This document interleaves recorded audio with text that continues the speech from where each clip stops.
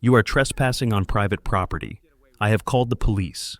The platinum blonde woman in a pristine white golf outfit stepped down from her cart, looking at me like I was a common thief. I was standing on the 7th fairway. According to the survey map in my hand, I was standing on my own land. My uncle had just passed away. He left me 1,200 acres, and this 18-hole golf course sat right on top of it.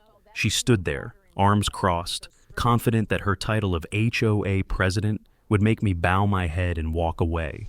What she did not know was that in Denver, I run a real estate company specializing in land disputes. I have overturned dozens of illegal land grabs more complicated than this one. If you are watching from your own HOA nightmare, comment where you are watching from, because this woman just picked the wrong person to mess with. The call came on a Tuesday afternoon. My Uncle Albert had passed away in his sleep, peacefully, at the age of 78. The funeral was small, just a few old friends and his lawyer, a quiet man named Patterson, who handed me a manila envelope after the service. Inside was the will, the deed to 1,200 acres of land outside Austin, Texas, and a handwritten note folded into a square. I did not open the note until I was alone in my hotel room that night. The handwriting was shaky but clear. They will tell you I agreed. I never agreed. Keep everything. I read it 3 times, trying to understand what he meant. Uncle Albert had been a real estate lawyer before he retired. He was not the kind of man to leave cryptic messages without reason. I drove from Denver to Austin the next morning. 12 hours on the road gave me plenty of time to think. Uncle Albert had bought that land in 1985, back when it was nothing but empty fields and oak trees. He always said he was keeping it for the future, for the family, for something bigger than himself. I had not visited in almost 10 years, not since I started my own company in Denver, real estate development, land acquisition, and dispute resolution. I had built something I was proud of, but I had let distance grow between and the only family I had left. Now he was gone, and all I had was a deed and a warning I did not understand. The GPS led me off the main highway onto a smooth asphalt road. A large sign appeared on my right.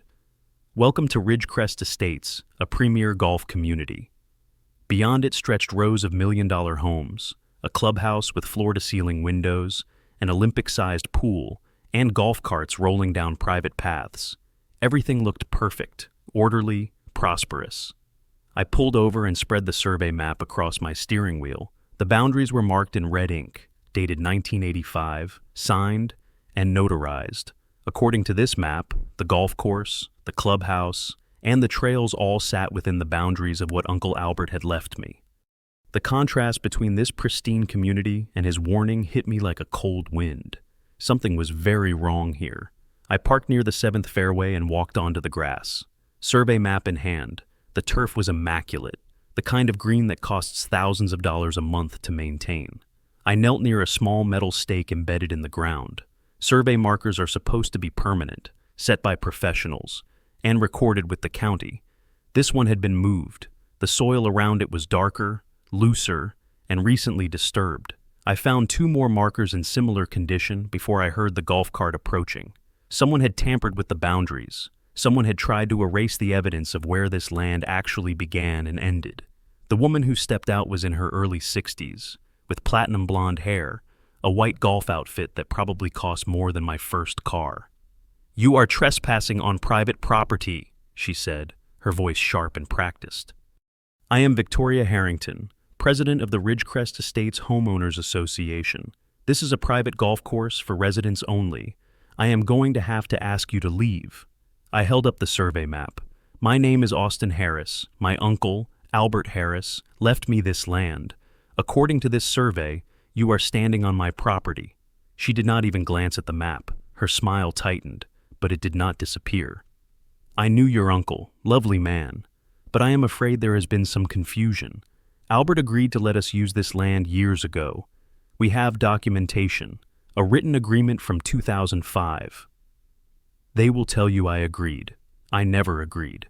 Uncle Albert's note landed in my mind the instant she said those words.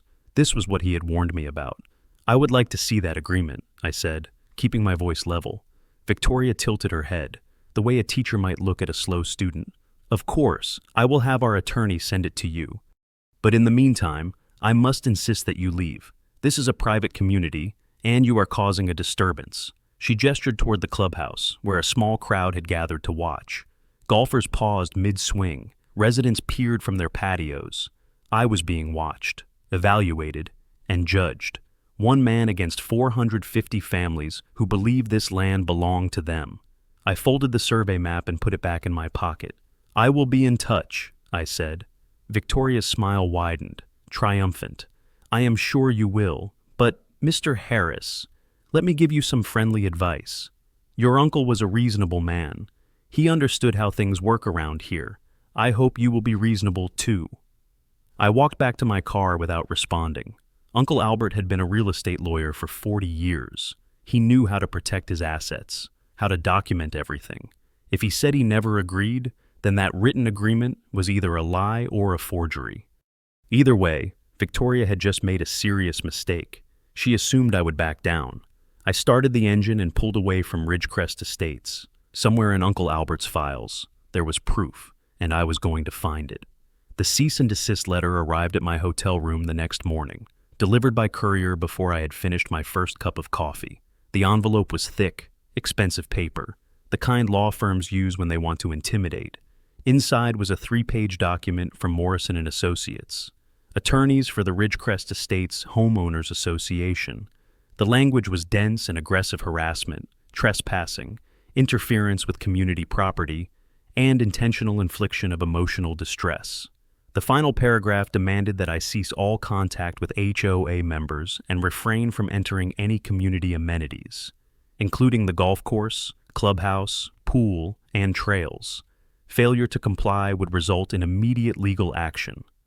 Attached to the letter was a scanned copy of the document Victoria had mentioned, a single page, dated March 15th, 2005, titled Land Use Agreement Between Albert Harris and Ridgerest Estates HOA. I spread the document on the desk and studied it carefully. The agreement stated that Albert Harris, as owner of the adjacent property, granted the Ridgerest Estates HOA permanent and irrevocable rights to use 230 acres for recreational purposes, including but not limited to a golf course, walking trails, and community facilities. No compensation required, no expiration date. At the bottom was a signature line with my uncle's name written in blue ink. I stared at that signature for a long time. I had seen Uncle Albert's handwriting on hundreds of documents over the years, birthday cards, business letters, and the note he left me in the envelope. Something about this signature felt wrong. The slant was slightly off. The pressure seemed inconsistent. But I could not prove anything just by looking at it. I needed an expert. I needed the original document. And I needed to understand why this agreement had never been mentioned in any of the paperwork Uncle Albert left behind. That afternoon, Victoria made her next move. An email went out to all 450 households in Ridgerest Estates. The subject line read, "Urgent Community Alert, Protecting Our Amenities." I obtained a copy from a contact I made at the front desk of my hotel, a young woman whose parents happened to live in the community. The email was masterfully written, professional in tone but devastating in content. It described me as an outsider attempting to seize control of community property through fraudulent claims. It referenced my uncle as a beloved neighbor who had generously shared his land with Ridgerest for nearly 2 decades. It painted me as a greedy relative exploiting his death for personal gain. The final paragraph urged residents to attend an emergency board meeting the following week to discuss how the HOA would defend their rights against this baseless attack. By evening, the community message board was filled with angry posts. People called me a con artist, a land grabber, a vulture picking at my uncle's bones. I sat in my hotel room, reading comment after comment, feeling the weight of 450 families turning against me. These people had paid premium prices for their homes. They had been promised lake access, golf course privileges, hiking trails through the woods. Their property values depended on those amenities being real and permanent. Of course, they would believe Victoria. Of course, they would fight to protect what they thought was theirs. I was not just challenging the HOA president, I was threatening their investments, their lifestyles, their sense of security. Victoria had positioned herself as the defender of the community, and me as the enemy at the gates. It was a brilliant tactical move, and it was working. But then I noticed something unusual. Among the dozens of hostile responses, one stood out. A man named Raymond Torres had replied to Victoria's email with a single sentence. "I think we should hear Mr. Harris out before we conclude." The response had been quickly buried by other comments, but it was there. Someone in Ridgerest was not convinced. Someone wanted to listen. I made a mental note of the name and kept scrolling, but the damage was clear. Victoria had 450 families, 20 years of precedent, a legal team, and a document with my uncle's signature. I had a survey map and a cryptic note from a dead man. The math was not in my favor. That night, I went through Uncle Albert's files again, searching for anything that might explain the 2005 agreement. I found the lease documents from 2003, when Albert had allowed a developer to use 200 acres for residential construction. The lease was clear, specific, and properly recorded with the county. It covered only the land where the houses now stood, not the golf course, not the clubhouse, not the trails. There was no mention of any additional agreement, no reference to giving away 230 acres for free. I dug deeper, pulling out every folder, every envelope, every scrap of paper, near the bottom of the box. I found something I had missed before, a small manila envelope with a key inside and a label in Uncle Albert's handwriting. Safe deposit box, First National Bank of Austin. I held the key in my palm, feeling its weight. Uncle Albert had been a lawyer for 40 years. He knew how to protect important documents. He knew that some things should not be kept at home, where they could be stolen or destroyed. Whatever was in that safe deposit box, he had wanted it secure. He had wanted it waiting for me. Victoria thought she had won tonight. She thought her email and her legal threats would make me disappear. But Uncle Albert had prepared for this moment. He had left me a trail to follow, and tomorrow morning, I was going to find out where it led. First National Bank of Austin opened at 9 in the morning. I was waiting at the door when the manager unlocked it. The safe deposit box process took 20 minutes of paperwork, signature verification, and a phone call to confirm I was listed as a co-holder on the account. Uncle Albert had added my name years ago, probably for exactly this reason. The bank officer led me to a small private room and set the metal box on the table. It was heavier than I expected. I waited until she left, then lifted the lid. Inside was everything I needed. The original survey from 1985, professionally bound, with the state seal and notarization intact. The lease agreement from 2003 clearly states that Albert Harris authorized the use of 200 acres, and only 200 acres, for residential development. The golf course was not mentioned, the clubhouse was not mentioned, the trails were not mentioned. Below those documents was a thick folder labeled Correspondence, Ridgerest, HOA. I opened it and found 12 letters, dated between 2008 and 2023. Each one was addressed to Victoria Harrington. Each one demanded that the HOA cease unauthorized use of Albert's land. Each one had been either ignored or answered with vague promises that the matter would be resolved soon. 15 years of warnings, 15 years of deliberate inaction. At the bottom of the box was one final item. A photocopy of the same land use agreement that Victoria's lawyer had sent me. The document dated 2005, with my uncle's signature at the bottom. But this copy had something different. In the margin, written in red ink in Uncle Albert's unmistakable handwriting, were 4 words, "I never signed this." I sat there for a long time, staring at those words. Uncle Albert had known about the forgery. He had kept evidence. He had been building a case for years, waiting for the right moment to act, and then he died before he could finish what he started. Now it was my turn. I drove straight from the bank to the office of Grace Parker, a real estate attorney whose name appeared on several of the documents in Uncle Albert's files. She had handled the original lease agreement in 2003. She had known my uncle for decades.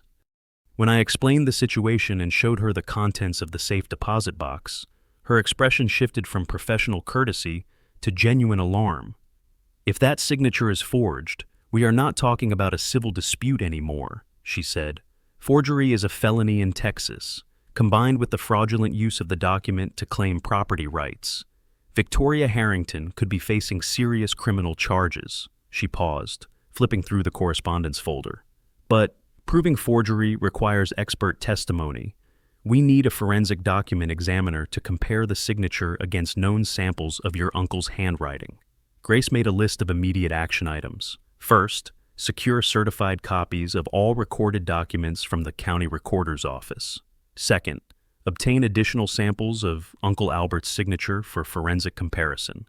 Third, engage a qualified document examiner. Fourth, and most importantly, do not alert Victoria or the HOA to what we have found.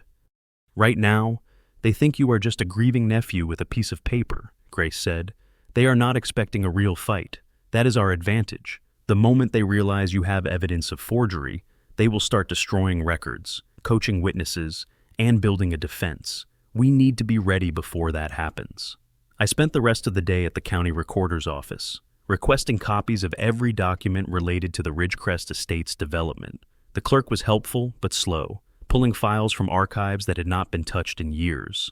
By late afternoon, I had a stack of papers 6 inches thick: deeds, easements, plat maps, HOA formation documents, everything that had been officially recorded since Ridgerest was built. I took them back to my hotel room and spread them across the bed, cross-referencing each one against the documents from Uncle Albert's safe deposit box. The lease from 2003 was there, properly recorded. The original survey was there, properly recorded. But the land use agreement from 2005, the document Victoria claimed gave the HOA permanent rights to 230 acres, was nowhere to be found. It had never been recorded. It did not exist in any official archive. Grace called me that evening, just as I was finishing my review. Her voice was tight, controlled, the way lawyers sound when they have found something significant. "Austin, I checked the county recorder's database myself. That 2005 agreement is not in the system. It was never filed, never registered, never made part of the public record." I asked what that meant. "It means that either Victoria never bothered to record a legitimate agreement, which would be professional malpractice for someone in her position, or the document did not exist until someone needed to produce it." She let that sink in. A real estate developer with 20 years of experience does not forget to record a land use agreement, not unless there is a reason she did not want anyone looking too closely at it. I hung up and walked to the window, looking out at the Austin skyline. Victoria thought she had buried this problem years ago.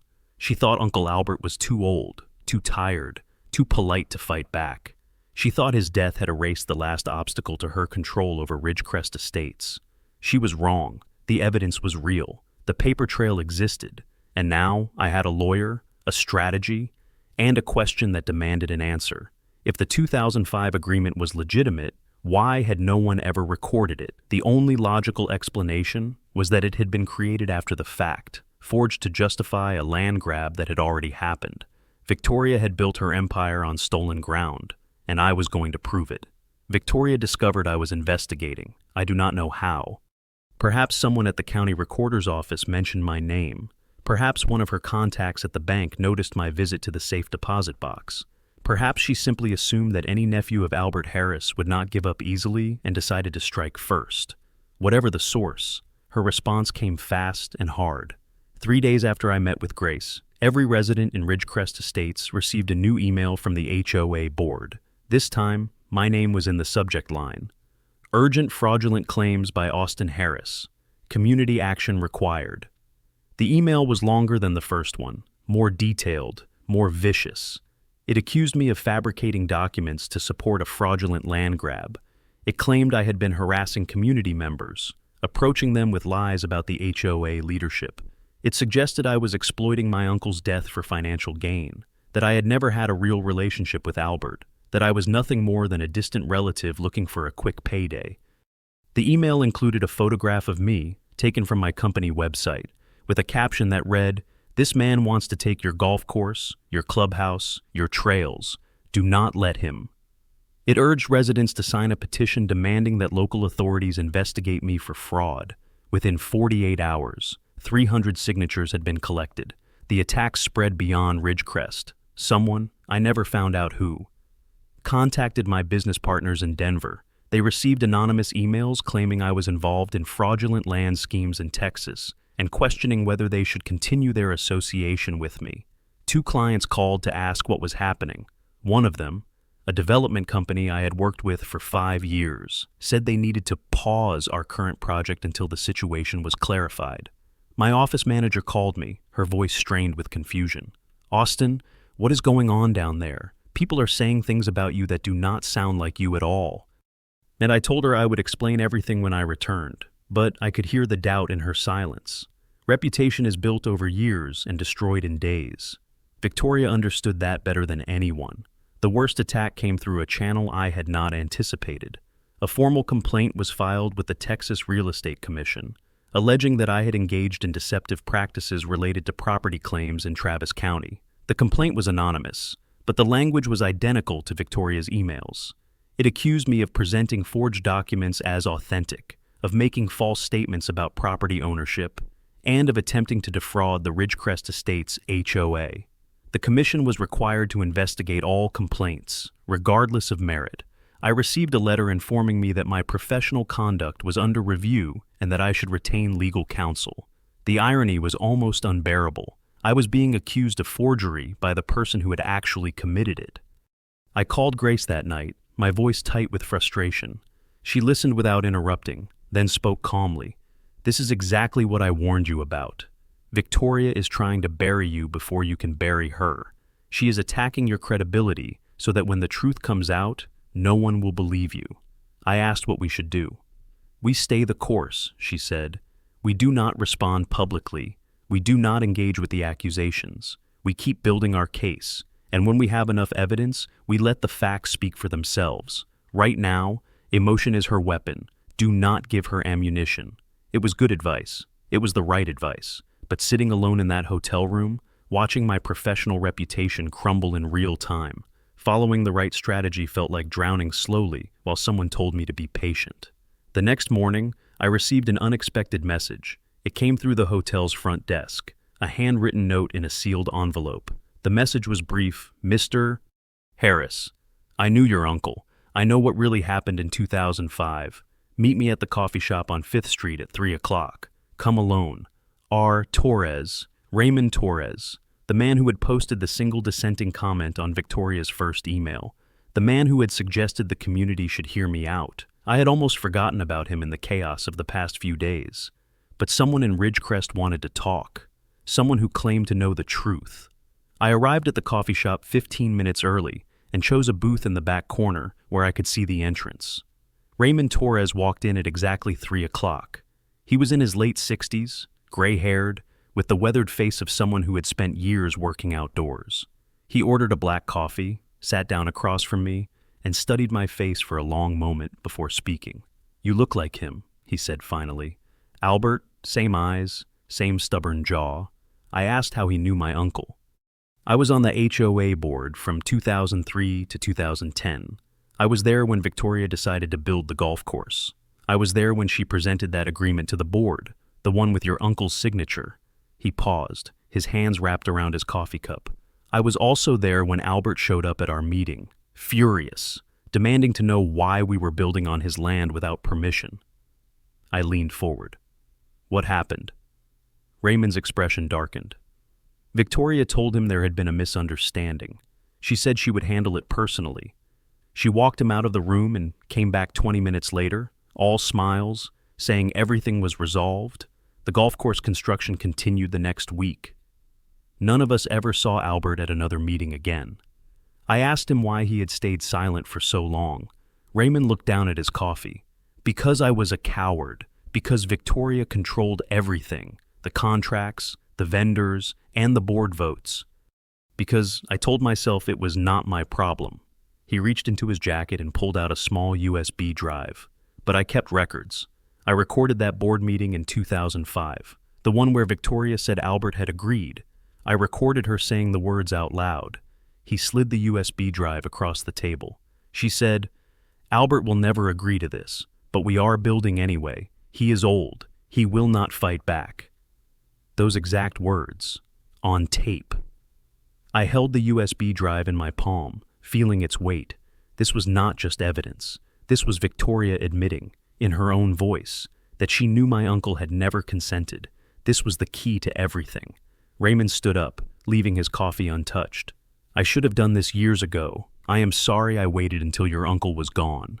He walked toward the door, then paused. Be careful. Mr. Harris, Victoria has been running that community for 20 years. She will not go down without a fight. I watched him leave, then looked down at the USB drive again. Victoria thought she had destroyed my credibility. She thought her petition and her complaints had silenced me, but she had forgotten about the people who had witnessed her crimes. And one of them had just handed me the smoking gun. I listened to the recording 3 times that night.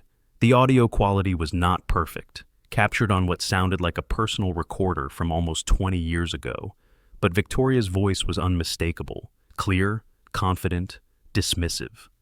Albert will never agree to this, but we are building anyway. He is old. He will not fight back.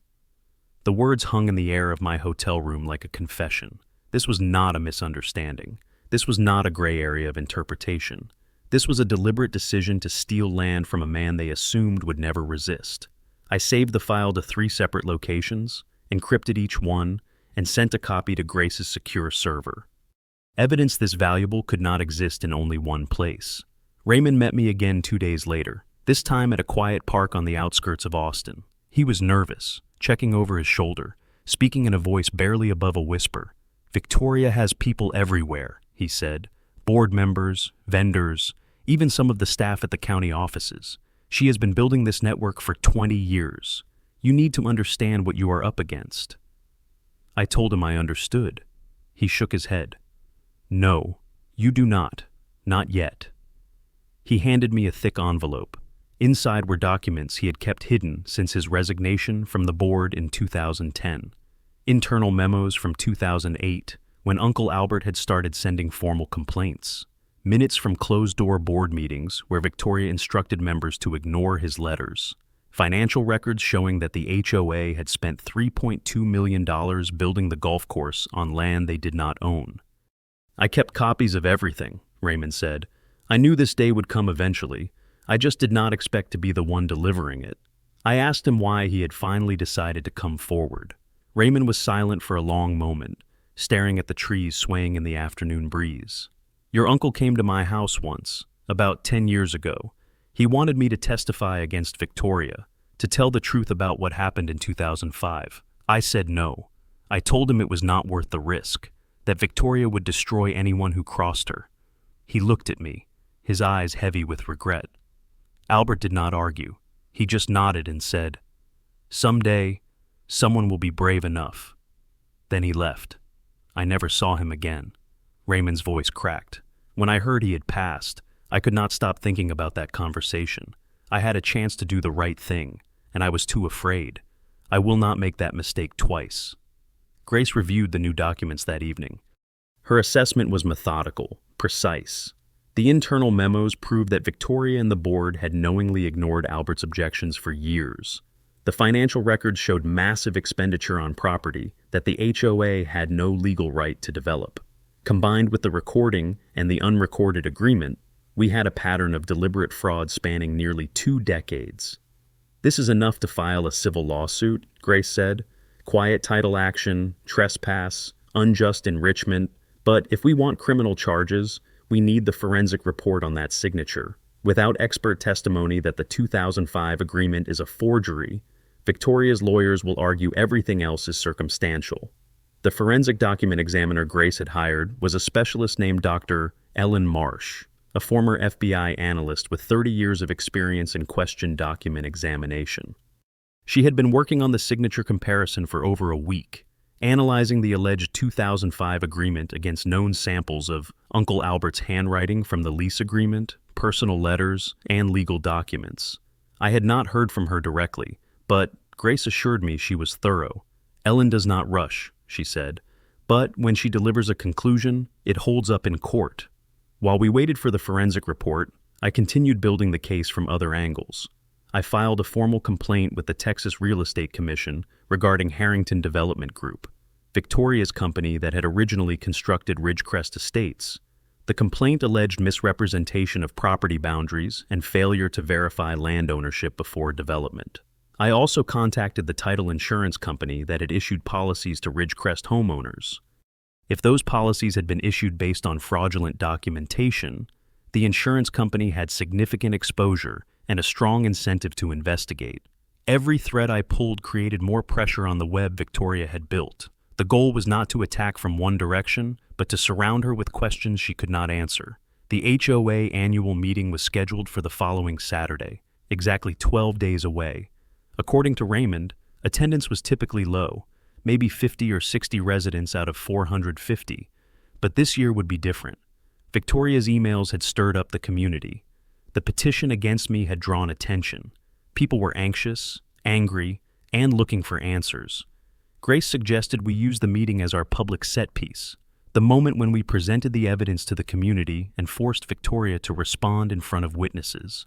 She has controlled the narrative so far, Grace said.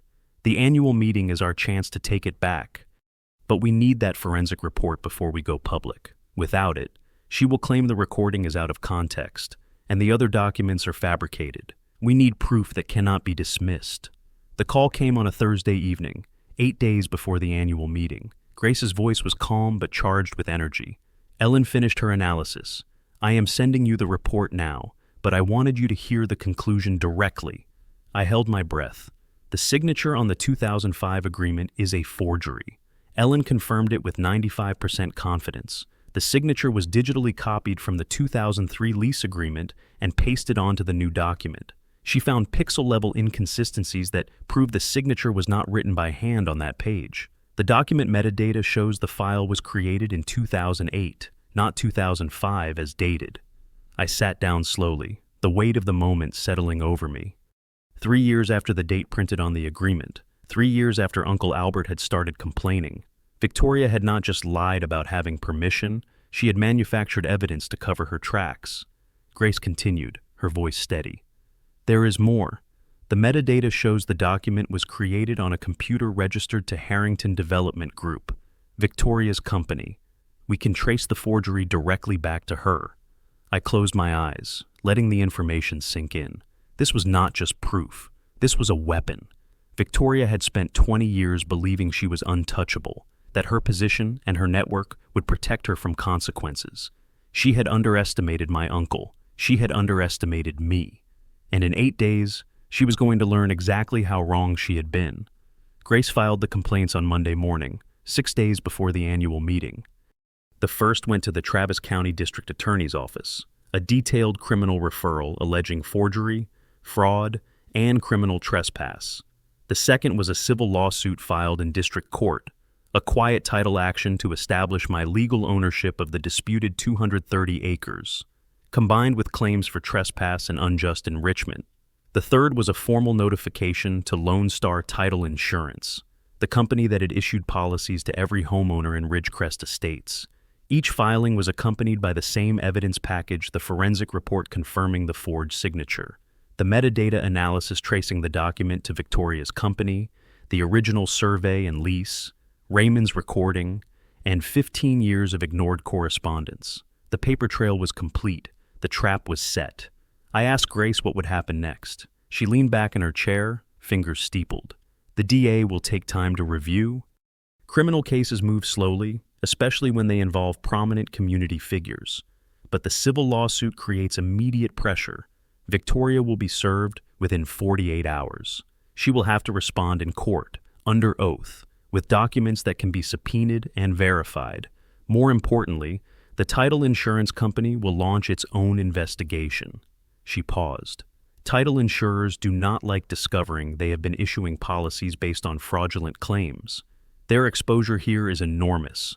450 homes, each with a policy that assumed the HOA had legitimate rights to those amenities. If that assumption was based on a forged document, every single policy could be voided. The insurance investigation began faster than I expected. By Wednesday, Lone Star Title had assigned a special claims unit to review the Ridgerest Estates file. They requested copies of all recorded documents, HOA formation papers, and any agreements related to land use. They also requested a meeting with Terry Simmons, the HOA vice president, who happened to own the local insurance agency that had brokered most of the Ridgerest policies. I had not focused much on Terry until now. He had stayed in the background of Victoria's operation, a quiet presence at board meetings, a reliable vote in her favor, but Grace had been digging into his involvement, and what she found changed the shape of the entire case. Terry Simmons had been the insurance broker for Ridgerest Estates since 2004. His agency had written the original title policies for the development, the liability coverage for the HOA, and the individual homeowner policies for nearly 300 of the 450 households. He had also signed off on documents certifying that the HOA had a clear title to all community amenities, including the golf course. He had to know, Grace said, spreading the insurance filings across her desk. Title insurance requires verification of ownership. Terry either failed to conduct proper due diligence, which would cost him his license, or he knew the HOA did not own that land and certified the policies anyway, which is fraud. Either way, Terry was not just a witness. He was a co-conspirator. Victoria was served with the lawsuit on Thursday afternoon, 2 days before the annual meeting. According to the process server, she accepted the documents without comment, her face unreadable, but within hours, the ripples began to spread. Raymond called me that evening, his voice low and urgent. There is an emergency board meeting tonight, closed session, no residents allowed. Victoria called it 30 minutes after she got served. I asked if he knew what they were discussing. Damage control, he said. She is going to try to get ahead of this before Saturday. She might offer to settle, or she might try to destroy evidence, or she might come out swinging with some new lie. Whatever she does, it will be desperate. The next morning, I received an unexpected phone call. The voice on the other end was nervous, rushed, barely above a whisper. "Mr. Harris, this is Terry Simmons. We need to talk." I asked why he was calling me. There was a long pause. Because Victoria is about to throw me under the bus. She told the board last night that I was responsible for the title verification, that I assured her the land ownership was clear, and that she relied on my professional judgment. She is setting me up to take the fall. I asked what he wanted from me. I want to make a deal. I have documents, emails, and records of conversations. I can prove that Victoria knew from the beginning that Albert never agreed. I can prove she ordered me to certify those policies even though I told her there were problems with the paperwork. His voice cracked. I am not going to prison for her. Not after everything I did to protect her. I met Terry at a neutral location that afternoon, a conference room at Grace's law office. He looked like a man who had not slept in days, his suit wrinkled, his hands trembling as he laid documents on the table. The evidence he provided was damning. Email exchanges from 2008, where Victoria explicitly instructed him to proceed with certification, despite his concerns about the land use agreement. Internal memos showing that Terry had questioned the validity of the 2005 document and had been told to let it go. A recorded phone call from 2015, where Victoria laughed about Uncle Albert's complaints and said, "What is he going to do? Sue us. He will be dead before it ever goes to trial." Grace reviewed each document carefully, asking Terry clarifying questions, building a timeline of his involvement. When she finished, she looked at me. This is not just forgery anymore. This is a conspiracy to commit fraud, spanning almost 20 years, involving the HOA president, the insurance broker, and possibly other board members. The DA is going to have a field day with this. Terry leaned forward, desperation in his eyes. What happens to me if I cooperate? Can I stay out of prison? Grace's expression was neutral. That depends on the DA, but cooperating witnesses who provide substantial assistance typically receive favorable consideration. The key word is substantial. Terry nodded slowly. Understanding the terms of his survival, he was going to testify against Victoria. He was going to help us tear down everything she had built. The Ridgerest Estates clubhouse was packed. 380 residents filled every seat, lined the walls, and crowded near the exits. Victoria stood at a podium near the windows, flanked by 3 remaining board members. Terry Simmons was notably absent. She wore a navy blue suit, her expression calm and controlled, every inch the leader she had been for 20 years. "Thank you all for coming," she began. "I know there has been confusion over the past few weeks. I want to assure you that your board is working tirelessly to protect our community." She paused, letting the words settle. "We are facing a legal challenge from an individual who claims ownership of land that has been part of Ridgerest for nearly 2 decades. To defend our community, The board is proposing a special assessment of $2,000 per household.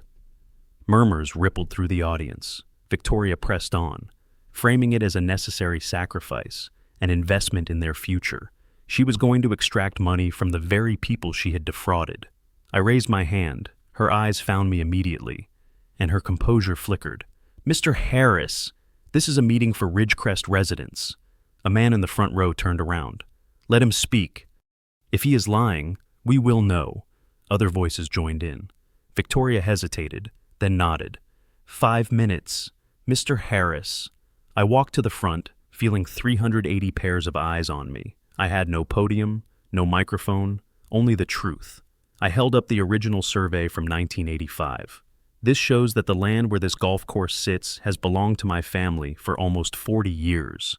I raised the lease agreement from 2003. This shows my uncle leased 200 acres for your homes. The golf course, clubhouse, and trails were never part of that lease. Victoria interrupted. "We have a land use agreement signed by Albert Harris himself, granting us permanent rights." I nodded. "You mean the document that was never recorded with the county?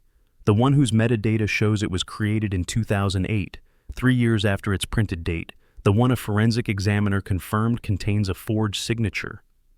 The room went silent. Victoria's face hardened. "Those accusations are fabricated." I held up the forensic report. Dr. Ellen Marsh, former FBI analyst. Her conclusion of the signature was digitally copied from another document. The forgery was created on a computer registered to Harrington Development Group. "Your company, Mrs. Harrington." The murmurs grew louder. Victoria gripped the podium, knuckles white. "I have served this community for 20 years. I will not be accused by some outsider who never even visited his uncle." I let her words hang in the air. Then I played the recording. Raymond's audio filled the room, crackling but clear. Victoria's own voice. "Albert will never agree to this, but we are building anyway. He is old. He will not fight back." The room erupted. People shouted questions, demands for explanation. Victoria's voice rose above the chaos. "That recording is out of context. It was a private meeting." But no one was listening. Raymond Torres stood up in the middle of the crowd. "I was on that board. I was in that meeting. Everything Mr. Harris said is true." Victoria knew Albert never agreed. She built on his land because she thought she could get away with it. He looked directly at her. "I should have spoken up 20 years ago. I am speaking up now." Victoria's composure was shattered. She slammed her hand on the podium. "You do not understand what I have built here. This community exists because of me, without that golf course. Your homes are worth nothing. I will not let some outsider and a coward like Raymond Torres destroy everything I created." The room fell silent. She stood there, breathing hard, realizing too late what she had said. She had not denied the forgery. She had not disputed the evidence. She had declared that her achievements justified her crimes. A woman in the third row stood. "I move for an immediate vote of no confidence in Victoria Harrington." The motion was seconded instantly. The vote was overwhelming. Victoria watched the hands rise against her, her expression shifting from anger to disbelief to fear. When the count was announced, she walked out through the side door without looking back. The room remained silent. Then someone asked the question everyone was thinking. "Mr. Harris, what are you going to do with the land? Are you going to shut down the golf course?" I looked at the faces filled with confusion and worry. They had been lied to for 20 years. They deserved an honest answer, but the answer I was considering was not the one they expected. The legal consequences arrived over the following 3 months, each one a confirmation that the system, when properly engaged, could deliver justice. Victoria Harrington pleaded no contest to charges of forgery and fraud. The judge sentenced her to 2 years probation, a $200,000 fine, and permanent revocation of her real estate license. She was banned from holding any fiduciary position in Texas for the duration of her probation. Her name would appear in public court records, searchable by anyone who cared to look. The woman who had controlled Ridgerest Estates for 20 years would never hold a position of trust again. Terry Simmons received his own reckoning. The Texas Department of Insurance suspended his license for 5 years and imposed a $50,000 fine for his role in certifying fraudulent title policies. He avoided prison by cooperating fully with investigators, providing testimony that helped establish the timeline of the conspiracy. The former board members who had participated in ignoring Uncle Albert's complaints faced civil liability, required to pay portions of the settlement from their personal assets. The HOA itself was ordered to pay $1.8 million in damages, drawn from insurance reserves and a special assessment that Victoria had ironically proposed to fund her own defense.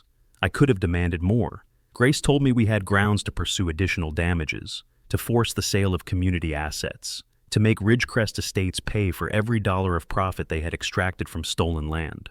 Part of me wanted that. Part of me wanted Victoria and everyone who had enabled her to feel the full weight of what they had done. But that was not why Uncle Albert had kept those documents. That was not why he had written that note.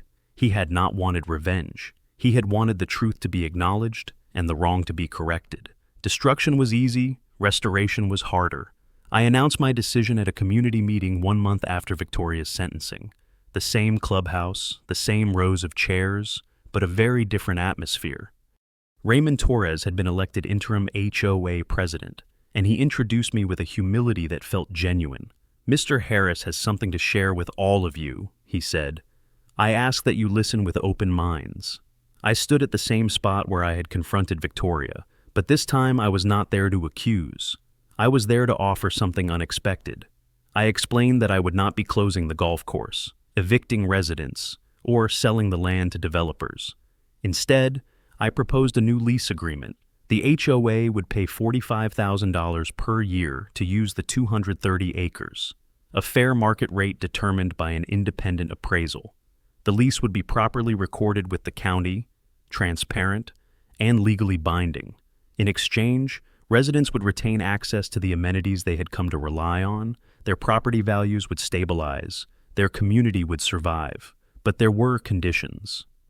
The HOA would implement strict transparency requirements, including annual independent audits and full disclosure of all financial decisions. No more closed-door meetings, no more buried documents, no more leaders who believed they were above accountability. There was more.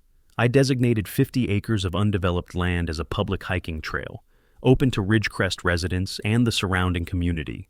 I named it the Albert Harris Memorial Trail, a permanent tribute to a man who had spent 15 years fighting for the truth and died before he could see it acknowledged. A small plaque would be installed at the entrance. In memory of Albert Harris, a man who believed the truth was worth protecting. Finally, I placed 500 acres of the remaining property under a conservation easement, protected forever from development. Uncle Albert had always said he was keeping the land for something bigger than himself. This was what he meant. The room was quiet when I finished. Then a woman in the front row stood up. I recognized her as one of the people who had signed the petition against me, who had called me a con artist and demanded I be investigated. "Mr. Harris," she said, her voice unsteady, "I owe you an apology. I believed what Victoria told us. I thought you were trying to take something that belonged to us. I was wrong." She paused, struggling to find the right words. "Why are you doing this? After everything we put you through, why are you not just taking what is yours and leaving us with nothing?" I thought about the question for a moment. Because my uncle did not raise me to destroy things. He raised me to fix them. You were not the ones who lied. You were the ones who were lied to. There is a difference. I drove out to the property one last time before returning to Denver. The golf course was still green, the clubhouse still gleaming in the afternoon sun. But now, there were new signs at the entrance to the memorial trail, families walking through the woods that Uncle Albert had protected for 40 years. I parked near the 7th fairway, the same spot where Victoria had first confronted me, and walked to the edge of the property. The survey markers were back in their proper positions, restored by a licensed surveyor as part of the settlement. The boundaries were clear again. The truth was recorded. I thought about Uncle Albert, about the note he had left me, about the years he had spent waiting for someone to listen. He had known this day would come. He had prepared for it, preserved every document, kept every record, and trusted that eventually the system would work. He had been right, not because the system was perfect, but because he had understood how to use it. Evidence, procedure, patience, those were his weapons, and they had won a battle that outlasted his own life. I pulled out my phone and took a picture of the trail sign. his name carved into wood that would stand for decades. Then I got back in my car and drove away. The land was protected, the truth was known, and somewhere, I hoped, Uncle Albert was finally at peace.